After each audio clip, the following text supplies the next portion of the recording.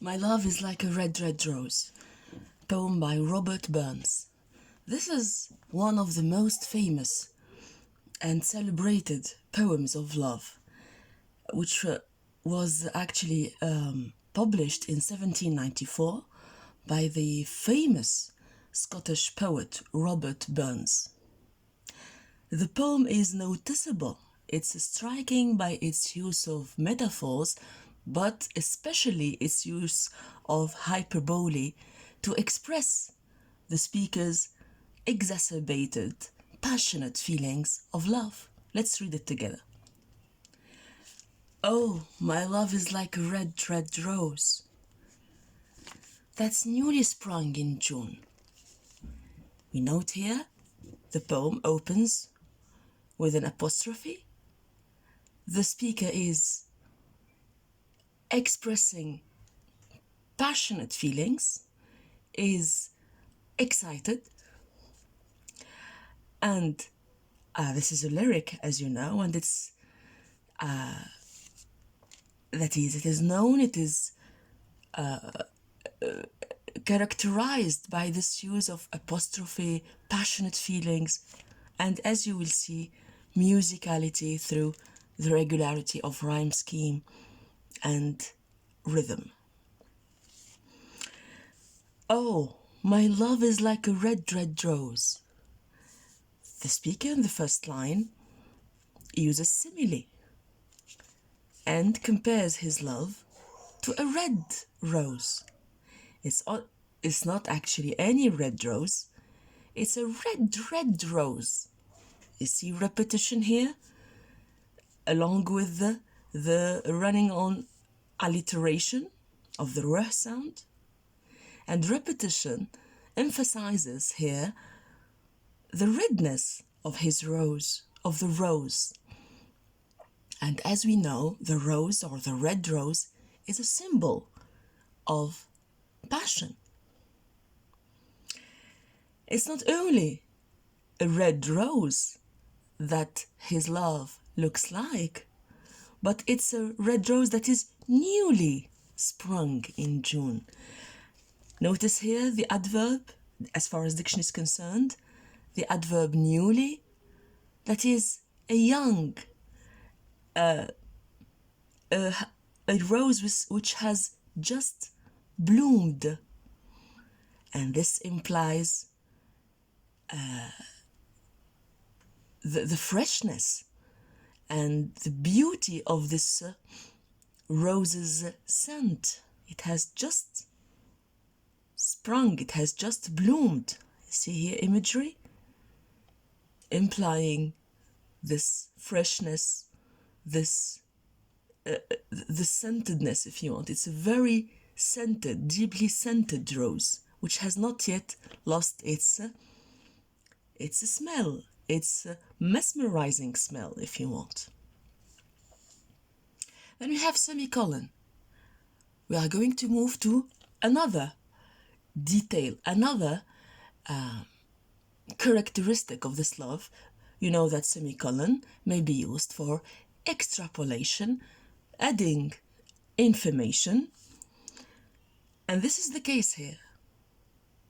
Oh, my love is like the melody. Now we move from a visual imagery to an auditory imagery. The speaker likens his love to a melody. Again, it's not any melody, it's a melody that's sweetly, notes here the use of sweetly, the adverb, as far as diction is concerned. It is a sweet and melodious tone. Melody that's sweetly played in tune, that is dexterously played. It is a sweet melody, in the same way as the poem is also dexterously and melodiously constructed, as you see. We have quatrains, we have the same rhyme scheme, if you want, okay, and we have musicality through the use of musical devices like alliteration, as we have seen, and rhyme, and assonance and consonance, as we shall carry on reading. Let's move to the second stanza. So fair art thou, my bony lass. Here, the speaker is directly addressing his beloved, his bony lass. See diction here? Bony lass. That is a young, beautiful young lady. She is so fair. Diction again, terms that praise the beloved, the speaker's beloved, and her beauty. So deep in love am I. So deep in love am I. Note here the anaphora, the repetition of the initial word so, implying that is rather used to lay emphasis on the depth of the speakers. The first line, it emphasizes the speaker's beloved's beauty, and in the second line, this structure helps emphasize the depth of the speaker's love.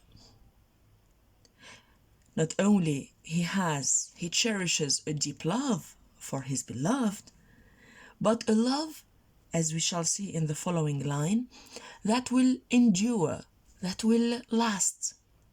And I will love thee still, my dear, till the seas gang dry. This is a promise here. We have a formulated promise, asserted by the speaker. And he promises to keep it. What is this promise? And I will love thee still. Okay, so still here emphasizes again, okay, this enduring quality of the speaker's love.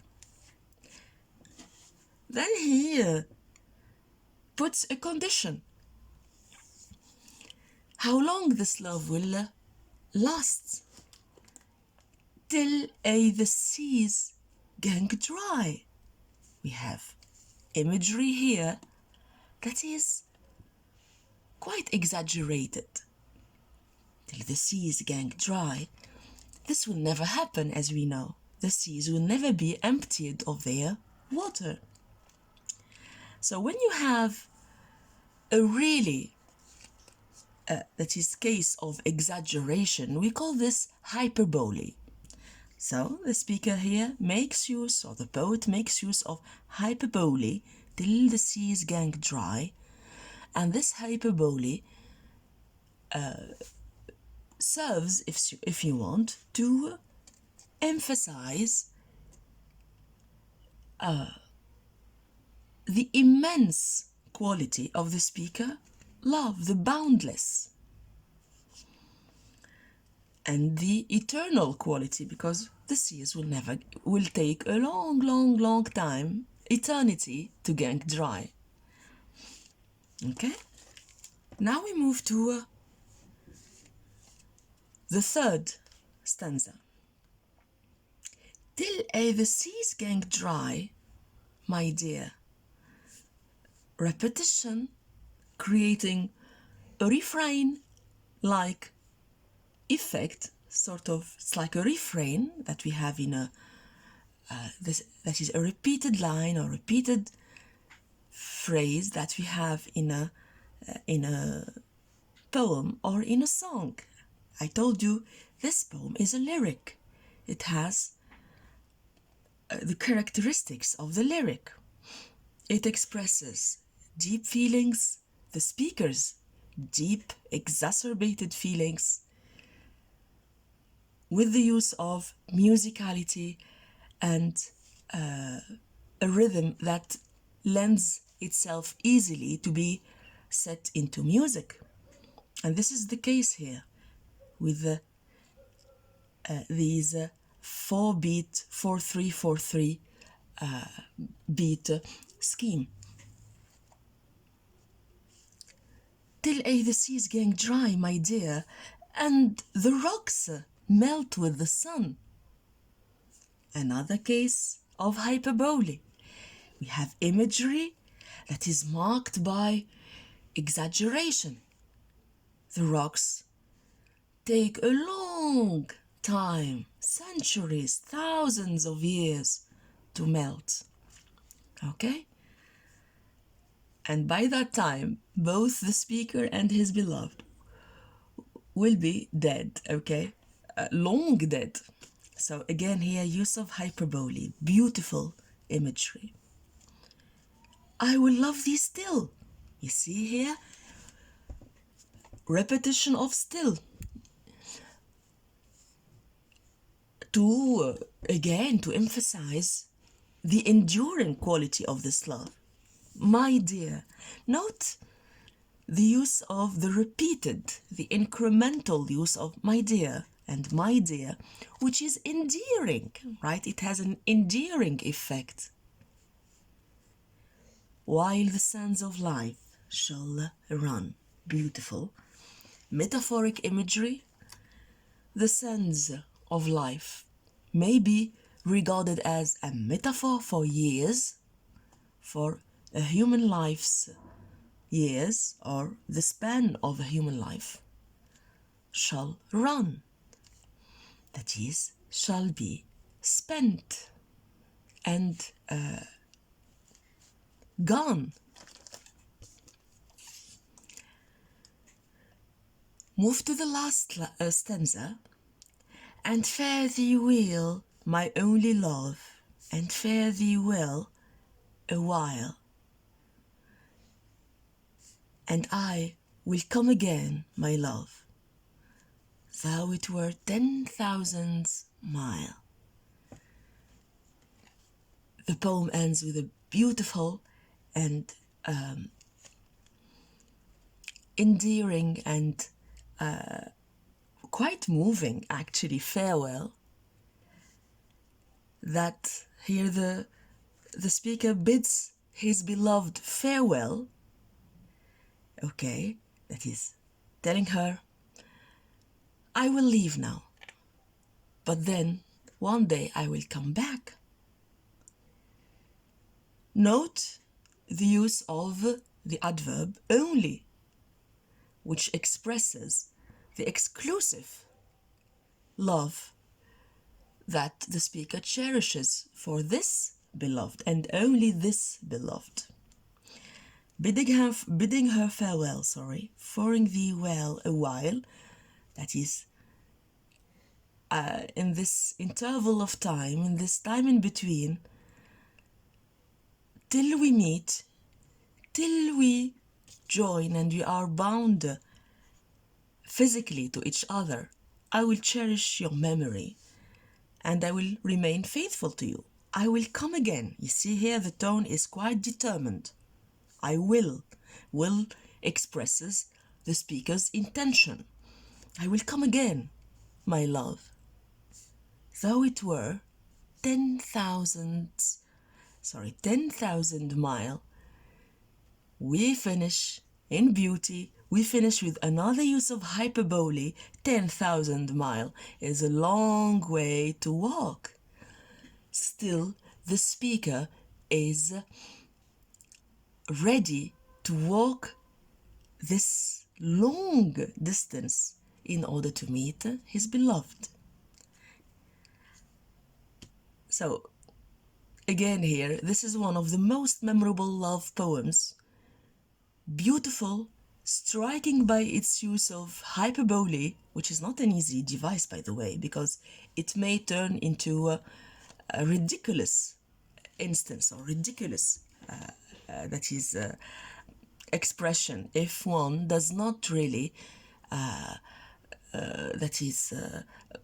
master imagery and master the right, if you want, amount of exaggeration with the right amount of creative imagination if you want. So here we do have an astounding example of hyperbole, beautiful imageries, there is exaggeration, but an exaggeration that we are baffled by. We marvel at this.